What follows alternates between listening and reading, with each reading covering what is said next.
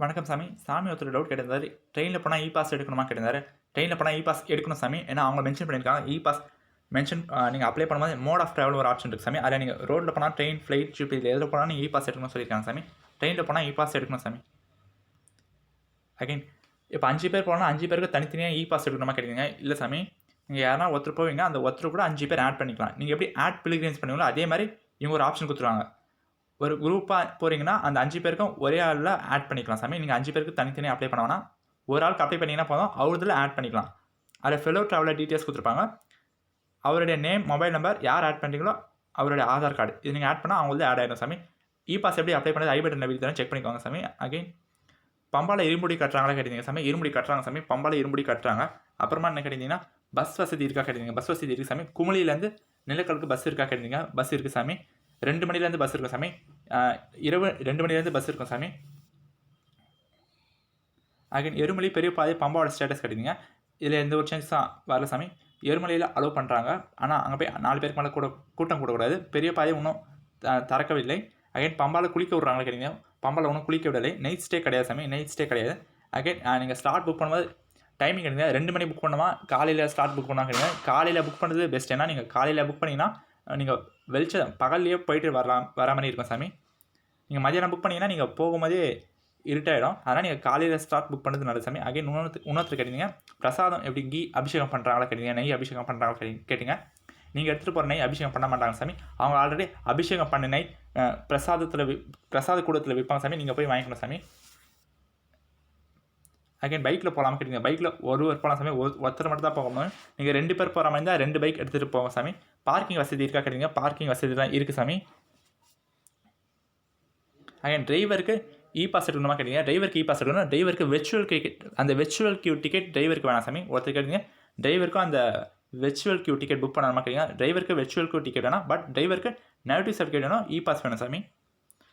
Again time delay, அதான் time ஒரு 2 hour பிஃபோராக போகலாமா கேட்டீங்க. அதாவது ஃபார் எக்ஸாம்பிள் இப்போது உங்களுக்கு நாளைக்கு மதியானம் 2 மணிக்கு கொடுத்துருக்காங்கன்னா நீங்கள் காலையிலேயே போகலாமா கேட்டீங்க. காலையில் அப்படி போகலாம் சாமி. பட் நீங்கள் நாளைக்கு கொடுத்துருக்காங்க, நீங்கள் இன்றைக்கே போனால் அலோவ் பண்ணீங்களா கேட்டால் இன்றைக்கி அலோவ் பண்ண மாட்டோம் சாமி.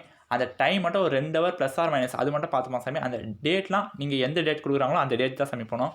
இது இன்னைக்கு இருக்கிற அப்டேட். வேறு எதனா சேஞ்சஸ் பண்ணாங்கன்னா நாங்கள் அப்டேட் பண்ணுறோம். அதே நிலக்கல்லில் ஒருத்தர் கேட்டீங்க ஸ்ட்ரெயிட்டாக நிலக்கல்லில் போய்ட்டு டெஸ்ட் எடுத்துக்கலாமா, நெகட்டிவ் சர்டிஃபிகேட் நாங்கள் போய் வாங்கிக்கலாமா கேட்டீங்க சாமி. இல்லை சாமி, உங்களை பார்டரில் செக் பண்ணுவாங்க.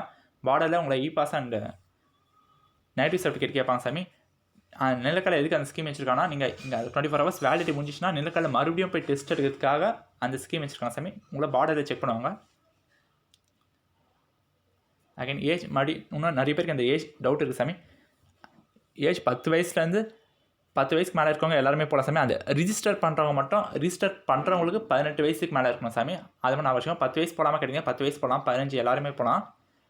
அந்த ரிஜிஸ்டர் பண்ணுறவங்களுக்கு மட்டும் 18 வயசுக்கு மேலே இருக்கணும்னு சொல்லியிருந்தீங்க சாமி.